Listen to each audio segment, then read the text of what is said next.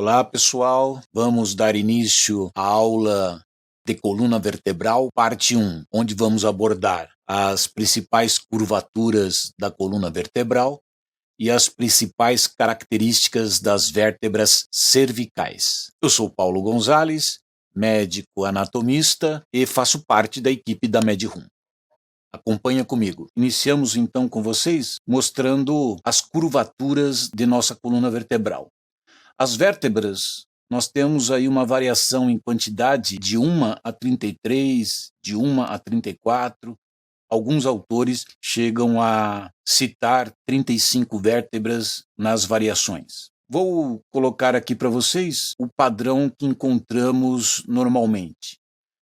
7 vértebras cervicais, 5 torácicas, 5 lombares, 5 sacrais e 4 coxígeas.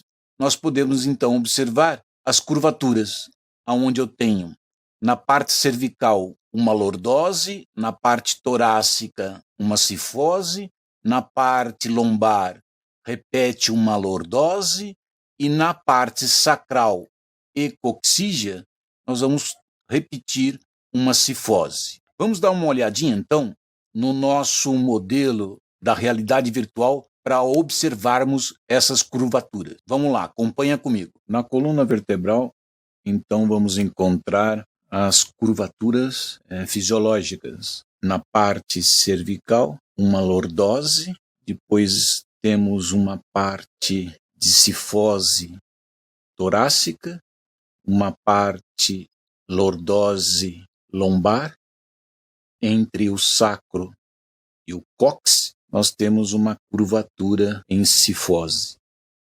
Vamos colocar numa posição dorsal, para vocês poderem observar num aumento um pouco maior essas curvaturas.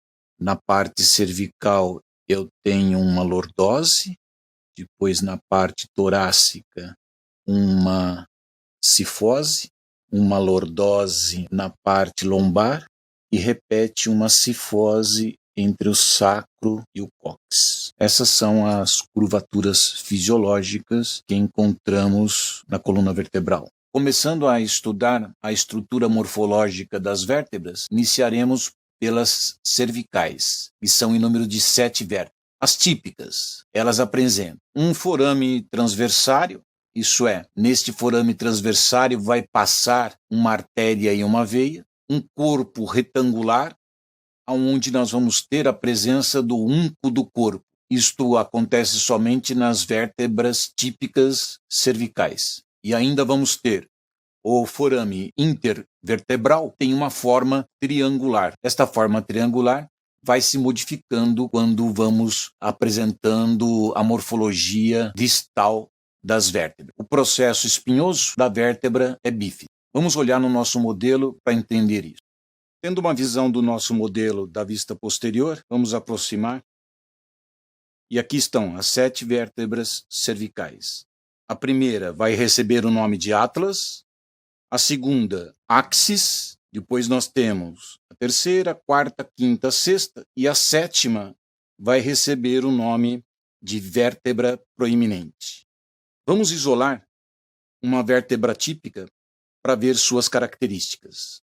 Isolando a terceira vértebra, observamos em seu corpo, de forma retangular, elevações nesta borda.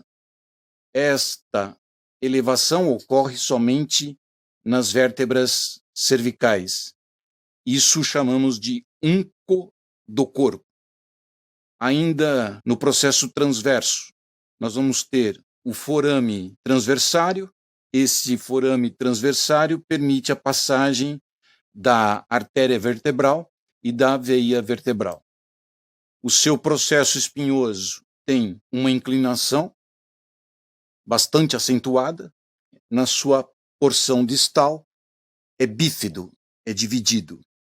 O seu forame intervertebral tem uma forma triangular. Estas são as características de uma vértebra típica cervical. Agora, vamos observar uma vértebra atípica. A primeira vértebra que chamamos de Atlas. Ela não possui corpo, tem um arco anterior e um arco posterior. No arco anterior, nós vamos encontrar a fóvea do dente, onde vai se articular o dente do áxis, da segunda vértebra, e um tubérculo anterior. E no arco posterior, vamos encontrar o tubérculo posterior. Vamos observar, então, o atlas em nosso modelo do VR. Nesta vista posterior, aproximando, vamos encontrar a primeira vértebra cervical com o nome de atlas. Vamos isolar essa vértebra para ver suas características. Está aqui a primeira vértebra cervical com o nome de atlas. Observamos, na sua porção anterior, um arco, onde vamos encontrar o tubérculo, e na sua face interna, vamos encontrar a fóvea do dente. É neste ponto em que o dente do áxis da segunda vértebra vai se articular. Na sua porção posterior, encontramos o arco posterior com o seu tubérculo. Existem duas massas laterais com suas faces articulares superior e face articular inferior. Ainda temos o forame transversário, característica das vértebras cervicais, por onde passam as artérias e veias vertebrais. A segunda vértebra que vamos estudar é a C2, recebendo o nome de áxis. Ela possui um dente onde tem uma face articular na parte anterior e uma face articular na parte posterior desse dente. Vamos observar essa vértebra para ver essas estruturas. Aproximando a coluna cervical, aqui observamos a primeira vértebra, o atlas, e a segunda vértebra, o áxis. Vou isolar esta vértebra para podermos estudar suas características. Aqui está o áxis isolado, recebe esse nome por apresentar um eixo, ao qual nós vamos chamar de dente do áxis.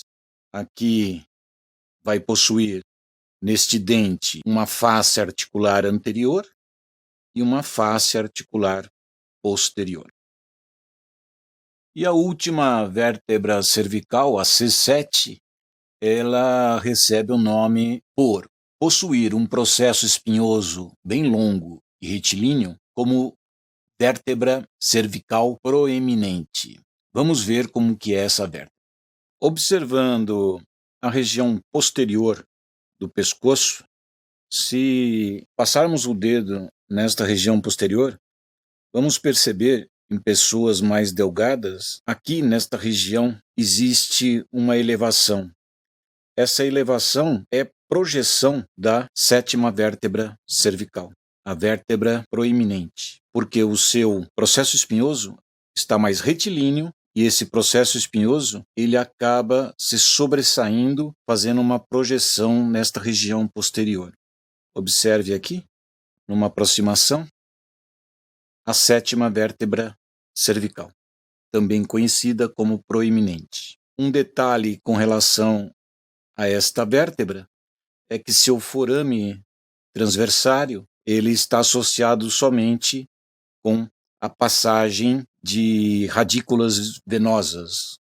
Ela não tem a artéria vertebral passando nesse forame transversário.